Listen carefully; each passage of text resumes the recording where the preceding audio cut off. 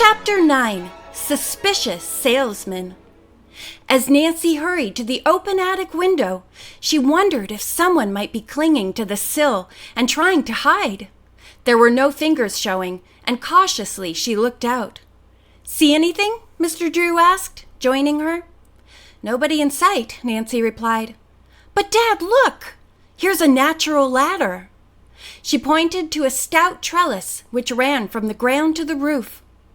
"A lot of those leaves have been torn off," Nancy said. "I guess the intruder came up this way." "He's still a human fly," her father remarked. "The man could have fallen and broken his neck.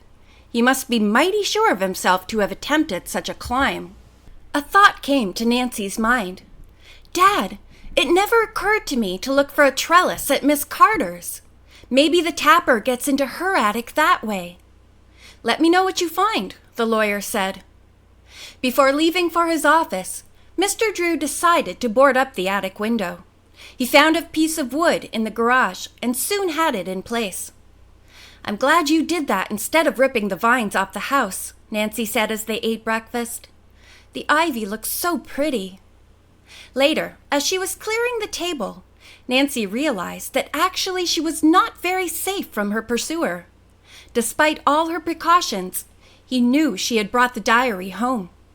That meant the tapper or someone else who slept in the secret room had discovered that the diary was missing. "I still have that cupboard key in my purse," Nancy reminded herself. "Someone may try to snatch it." She decided to put the key on a ribbon and hang it around her neck. An hour later, with warnings from her father still ringing in her ears, Nancy drove away. She locked herself in the convertible and turned on the air conditioner. As she rode along, Nancy began to feel easier. No one seemed to be following her. Upon arriving at Miss Carter's, Nancy parked the car in the driveway and then walked all the way around the house. No vines were growing on it, and there was nothing else to which a person might cling in order to climb any of the walls. "Well, there goes my theory about the human fly," she thought. "But how does that tapper get into the house?" She found Miss Carter and Hannah Gruen very upset. 5 more cats had been stolen during the night. "The garage was securely locked," the actress said. "Someone has a skeleton key, that's sure. I must have a padlock put on the door. Fortunately, my little beauties that are to go to the show had been brought into the house. I wanted to help with the grooming, so they weren't taken." "Did you call the police?" Nancy asked. "Oh, yes," Miss Carter answered. "Detective Keeley came. He made a thorough search of the grounds and came up with one good clue." "What was that?" "The thief was a short, stocky man who wore spiked golf shoes. There were holes in the ground outside the garage, but not inside it," Miss Carter went on. "Maybe the thief took off his shoes before he went in for the cats. But in any case, you couldn't detect the marks in the hay." Nancy asked where the footprints led and learned they crossed the neighbor's backyard and went out to the street. The conversation was interrupted by the ringing of the doorbell. Nancy offered to go downstairs and answer it. To her surprise, Bess and George stood there. They had borrowed the Marvin car. "Hi," they both said, and Bess added, "You didn't expect us to get back in time for the cat show, did you?" George grinned. "What's more, we just couldn't stay away from the mystery any longer." "We didn't pick up any clues, though, to Gus Woonton." "Girls," said Nancy, "the cat thief was here last night and took 5 more Persians." "Oh, no!" Bess cried out. "See what happens when we're not here to guard the garage?" George remarked. Bess looked sober. Hesitatingly, she confessed that on the drive to Berryville, she had told George she could not sleep in the garage another night. "But I guess I'll have to change my mind," Bess said. "I'm terribly sorry to hear about the theft." Fortunately, the cats to be sold at the cat show today were in the house, Nancy told her chums. The 3 girls went upstairs. "I'm delighted you're back," said Miss Carter. Upon learning that the cousins would take up their vigil in the garage that evening, she added, "You're dolls, both of you." Presently Nancy said, I suppose we should start soon for the cat show. How many miles is it to South Bedford, Miss Carter? I'd say about 20. Hannah Gruen offered to pack a lunch for the girls and went down to the kitchen. During the next hour, Miss Carter directed the preparations for the trip to the show. 5 carrying cases were brought into the house.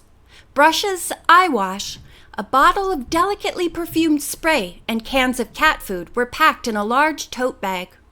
George placed the bag in Nancy's car, and also a sack of kitty litter.